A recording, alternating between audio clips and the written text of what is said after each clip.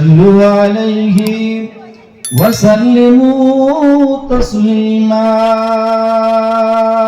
اللهم صل على سيدنا مولانا محمد وعلى آل سيدنا مولانا محمد كلمة لا إله إلا الله لا إله إلا الله لا إله إلا الله محمد رسول الله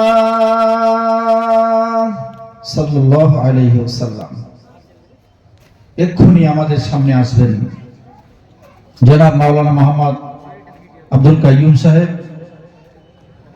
2-5 minute যতক্ষণ উনি না আসেন দুটো কথা বলি। কিছুক্ষণের জন্য হলো মহান আল্লাহ রাব্বুল আলামিন সুন্দর এক মাহফিলে বসার তৌফিক দিয়েছেন, বলি আলহামদুলিল্লাহ। দরুদ ও সালাম বর্ষিত হোক প্যারা নবী নূর নবী, যিনি পাপীদের পরিত্রাণ দাতা, মাদানী তাজদার, রহমতের ভান্ডার, অকুলের কুল, নূরের পুতুল, সৈয়দুর রাসূল, হাবিবে কিবরিয়া, মাহবুবে আউলিয়া জনাবে মুহাম্মদ মুস্তাফা সাল্লাল্লাহু আলাইহি ওয়াসাল্লামের প্রতি সকলে বলি আল্লাহুম্মা আমিন।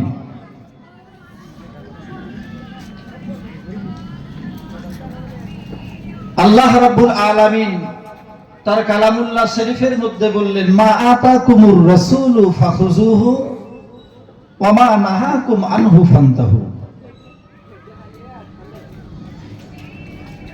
আল্লাহ রাব্বুল আলামিন বললেন, আমার নবী যেটাকে বলেছেন সেটা তোমরা পালন করো, আর যেটা বারণ করেছেন সেটাকে বর্জন করো। ঠিক না বল? জি ঠিক। একেবারে অল্প সময়ে দুটো একটা কথা, খুব গুরুত্বপূর্ণ কথা, একটু মনোযোগ দেন। আল্লাহ বলেছেন আমার নবী যেটাকে করতে বলেছেন সেটা করো, আর যেটা ছাড়তে বলেছেন সেটা ছাড়ো। আমরা করি আর ছাড়ি বলে মনে হয় যে আচ্ছা, এখন কি কোন রকম হাওয়া উঠেছে নাকি যে মুরগির বার্ড ফ্লু হয়েছে, খেও না? উঠেছে? কাল কি যদি এক্ষুনি সেই চাই কলকাতা থেকেই হোক আর সেই দিল্লি থেকেই হোক, কোন একজন যদি বলে যায় মুরগির বার্ড ফ্লু হচ্ছে, খেও না, যা মুরগির বার্ড ফ্লু কেউ দেখতে গেছে হয়েছে কিনা, সে মুরগি খায় কিনা সন্দেহ আছে। আমরা সবাই কি করি, অক্ষরে সেই কথাটা পালন করার চেষ্টা করি। আজ থেকে আর মুরগি তো কাজ নেই, মুরগিতে বার্ড ফ্লু হচ্ছে। আমরা কথাটা অক্ষর করে পালন করি না জি? আদৌ করোনা হয়েছে কিনা এক্ষুনি যদি কোনো একজন মিডিয়ার সামনে এসে যদি বলে দেয় করোনার হাওয়া চতুর্দিকে ছড়াচ্ছে, তোমরা একটু সাবধান হও, কাল থেকে মাস্ক পরো, এই মুসলমান আমরা কাল থেকে মাস্ক পরবো না? আমি এটা বোঝাতে চাইছি, আল্লাহ বলেছেন মা আতাকুমুর রাসূলু ফাখুযুহু ওয়া মা নাহাকুম আনহু ফান্তাহু। আমার নবী বলেছেন, নবী যেটা বলেছেন সেটা করো, আর নবী যেটা বারণ করেছেন সেটা বাদ দাও। তাহলে নবীর কথাগুলো আলেম সমাজ, ইমাম সমাজ এত করে বলছে, এত করে শুনছি, আলহামদুলিল্লাহ, কিন্তু আমরা কোন রকম মানছি, পরিবর্তন হচ্ছে বলে মনে হয় যে, কিন্তু আমাদের হতে হবে না? চাচা আজ 10 বছর, 5 বছর, 15 বছর ধরে নামাজ পড়ছে, চাচার ভিতরে একটা নবীর আদর্শ খুঁজে পাওয়া যায় না। ঠিক না বল? হ্যাঁ, নবীর আদর্শ একটা খুঁজে পাওয়া যায় না। বক্তা এসে গেছেন অলরেডি, আপনারা আসুন, আর দেরি করবেন না। আমি একটা ছোট্ট একটু কথা বলে শেষ করব। নবীর আখলাক একটা শুনুন।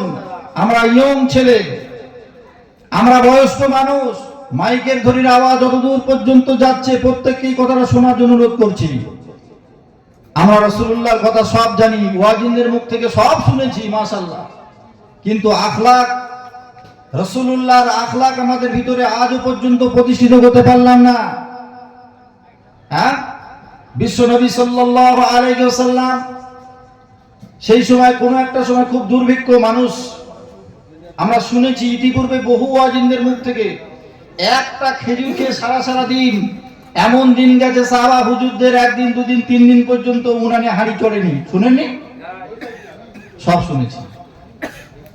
বিশ্বনবী সাল্লাল্লাহু আলাইহি ওয়াসাল্লাম কোন একটা জানাজার মজলিসে শিক্ষামূলক কথা বলি, কোন একটা জানাজার মজলিসে উনি আল্লাহ রাসূল জানাজা পড়াচ্ছেন, হাত তুলেছেন, একজন ইহুদির বাচ্চা এসে সঙ্গে সঙ্গে রাসূলুল্লাহ জামার কলার ধরে বলছে, হে আব্দুল্লাহর বেটা মুহাম্মদ, তোমার ভক্তদেরকে 80টা খেজুর আমার কাছ থেকে নিয়েছিলে, তুমি আমার কাছ থেকে নিয়েছিলে, পাওনা দিতে হয় কিনা জানো না? রাসূলকে অপমান অপদস্থ করার জন্য ইহুদি সবার সামনে এই করেছে। আবার কোন জায়গায়? জানাজার মজলিসে। তখনও পর্যন্ত 3 দিন বাকি, দেনা দেয়ার 3 দিন এখনো বাকি রয়েছে। রাসূলকে হেনস্থা করার জন্য এসেই জামার কলার ধরেছে। পাশেই ছিল হযরত ওমর ফারুক রাদিয়াল্লাহু তাআলা আনহু। তিনি তরবারি বার করে সঙ্গে সঙ্গে রেগে লাল হয়ে গেলেন। ইয়া রাসূলুল্লাহ, ইয়া হাবিবাল্লাহ, হুজুর একবার অনুমতি দিন। রাসূলের মহব্বত, রাসূলের ভালোবাসা তাদের পা থেকে মাথা পর্যন্ত। ওহ আল্লাহ! রাসূল যদি বলেন আগুনে ঝাঁপ দাও, সাহাবারা একটু দ্বিধাবোধ করবে না, আগুনে ঝাঁপ দেবে। এত ভালোবাসতেন রাসূলকে। এই অপমান অপদস্থ সহ্য করতে পারলো না, তরবারি বার করে বললেন, ইয়া রাসূলুল্লাহ, আপনি একবার অনুমতি দিন, মুন্ডু আলাদা করে দেব। এত বড় সাহস! রাসূলুল্লাহ জামার কলার ধরে আমাদের সামনে। আল্লাহ রাসূল বললেন, উমর ঠান্ডা হও, উমর ঠান্ডা হও, ও হচ্ছে পাওনাদার, আমি রাসূল হলাম দেনাদার। ইয়া রাসূলুল্লাহ, ইয়া হাবিবাল্লাহ, হুজুর দেনাদার এখনো 3 দিন বাকি রয়েছে, যদি দিনটা পার হয়ে যেত তবে সে বললে মানাতো। রাসূল বললেন, উমর ও হচ্ছে পাওনাদার, আমি রাসূল হলাম দেনাদার। ওর বলার অধিকার রয়েছে, ওর বলার অধিকার আছে। সংক্ষেপ, হযরত ওমর ফারুক অন্যায় করেছে না করেনি? হ্যাঁ, অন্যায় করেছে। ওই ইহুদিকে ওমরের হাতে তুলে দিয়ে বললেন, যাও বাড়িতে নিয়ে যাও। বাড়িতে নিয়ে গিয়ে ওই 80টা খেজুর দেবে, তার সঙ্গে আরো কিছু খেজুর বেশি করে দাও। যখন বেশি করে দিচ্ছে খেজুর, ইহুদি বলছে, বাবা আমি তো 80টার বেশি নেব না, আর 80টার বেশি নেবে না, কিন্তু আমি আপনি বেশি হবে না, খুঁজত পারছি, তাই না? আর দুটো বেশি করে দেন না। ইহুদি বাচ্চা বেশি নেবে না। ওমর ফারুক রাদিয়াল্লাহু তাআলা আনহু বুঝিয়ে বলছেন, আমি যে সহ্য করতে পারিনি, জামা কলারটা ধরেছ, তার জরিমানা স্বরূপ এই খেজুরগুলো বিশ্ব নবী আমার বেশি করে দিতে বলেছেন। নবীর আদেশ, নবী বেশি করে দিতে বলেছেন। এ পর্যন্ত অনেক লম্বা ঘটনা, আমি এটা বলতে চাইছি। রাসূল বললেন, আমি রাসূল, আমি দেনাদার আর ও পাওনাদার, সুতরাং ওর বলার অধিকার রয়েছে। তখনও পর্যন্ত 3 দিন বাকি রয়েছে দেনা দেয়ার। রাসূল সাহাবাদেরকে শিক্ষা দিলেন, ছোট বড় কথা বলো না। আচ্ছা, আমরা 10 বছর ধরে নামাজি, 20 বছরের নামাজি, ইয়ং ছেলে, কিছু নামাজি মোটামুটি আলহামদুলিল্লাহ ওয়াজিনদের মুখ থেকে সব জানি। তথাপিও যদি কোনো একজন ব্যক্তির কাছে কেউ 2 টাকা পায়, যদি 2 দিন ঘোরায়, কি বলবে? রাসূলুল্লাহর এই আদর্শ আমাদের ভিতরে আছে তো? মাশাআল্লাহ, দাড়ি তো সাদা হয়ে গেছে। এই ছোট ছোট জিনিসগুলো আমাদেরকে জানতে হবে, আমাদেরকে শিখতে হবে। যাই হোক, আমাদের আমন্ত্রিত বক্তা আমার পাশেই বসে